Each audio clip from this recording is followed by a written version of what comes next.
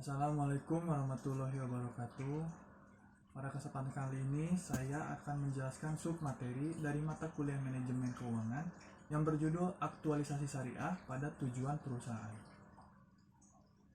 Adapun materi yang pertama adalah peran dari manajer keuangan. Manajer keuangan adalah fungsi kerja di suatu perusahaan yang bertugas untuk merencanakan, menganggarkan, memeriksa, mengelola, dan menyimpan dana yang dimiliki oleh perusahaan.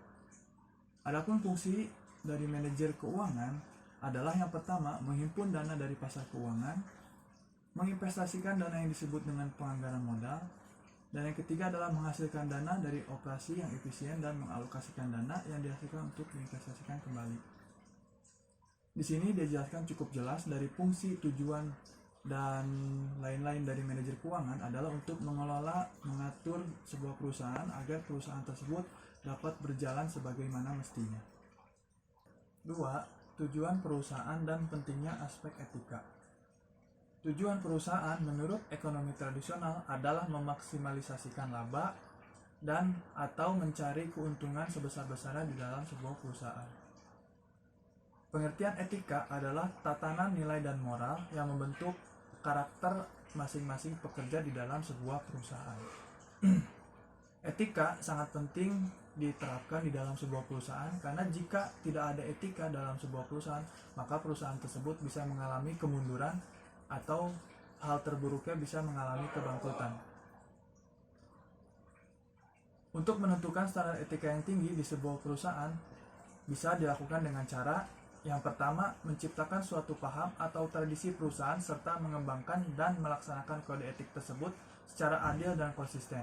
Ini bisa dilakukan dengan cara membuat tata tertib yang ada di perusahaan tersebut. Yang kedua, melakukan pelatihan etika. Melakukan pelatihan etika bisa dilakukan pada saat karyawan tersebut pertama kali bekerja atau pada saat hari pertama mereka bekerja. Yang ketiga adalah mempekerjakan orang yang tepat. Sebuah perusahaan wajib mempekerjakan orang yang tepat sesuai dengan kompetensi dan keahlian mereka masing-masing.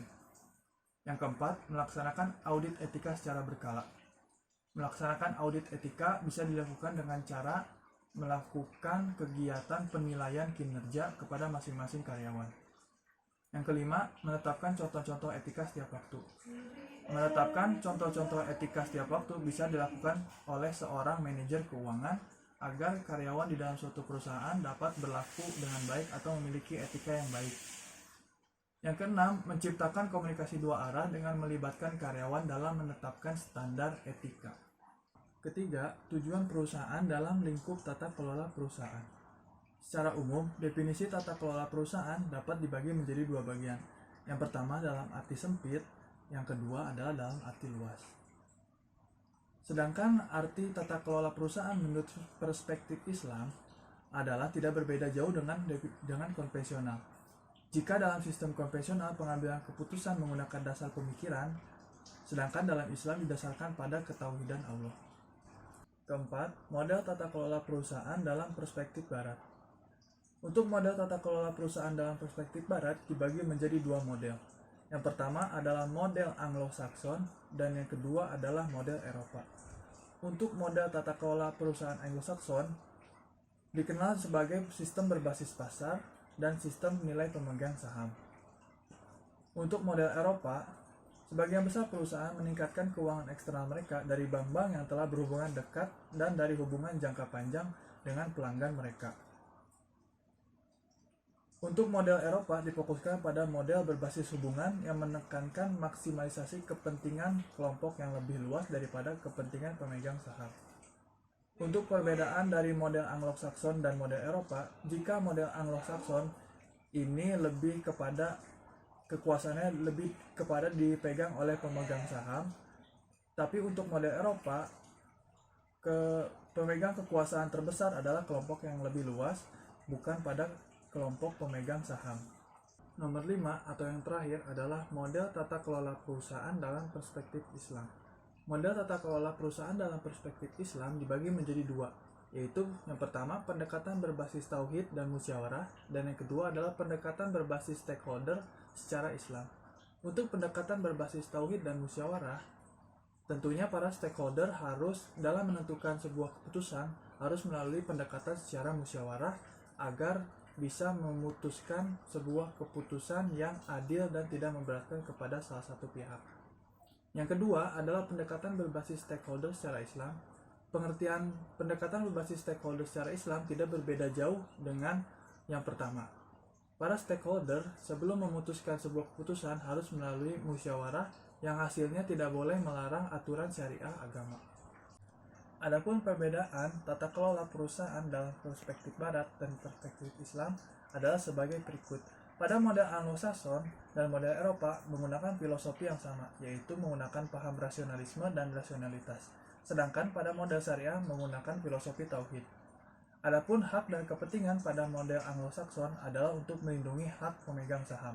Pada model Eropa adalah untuk melindungi hak komunitas yang berhubungan dengan perusahaan. Dan pada model Syariah, hak dan kepentingannya untuk melindungi kepentingan semua stakeholder yang tunduk pada tuntutan syariah. Untuk tujuan perusahaan pada model Anglo-Saxon, tujuannya adalah untuk profit pemegang saham. Untuk model Eropa, tujuan perusahaannya adalah untuk kesejahteraan sosial. Dan pada model Syariah, tujuan perusahaannya adalah untuk maqasid syariah. Sifat manajemen pada model Anglo-Saxon didominasi untuk mengontrol manajemen, pada model Eropa didominasi untuk mengontrol pemegang saham, dan pada model Syariah sifat manajemennya menggunakan konsep khalifah dan musyawarah. Untuk dewan manajemen pada model Anglo-Saxon itu satu tingkat dewan, pada model Eropa 2 tingkat dewan, dan pada model Syariah dewan manajemennya ada pada dewan pengawas syariah. Yang terakhir adalah struktur kepemilikan terkait modal. Untuk model Anglo-Saxon, kepemilikan itu tersebar luas. Pada model Eropa, struktur kepemilikan ada pada pemegang saham utama.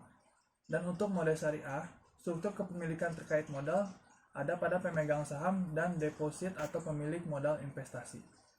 Cukup sekian yang dapat saya sampaikan. Mohon maaf bila banyak kekurangan. Kurang lebihnya mohon maaf. Wassalamualaikum warahmatullahi wabarakatuh.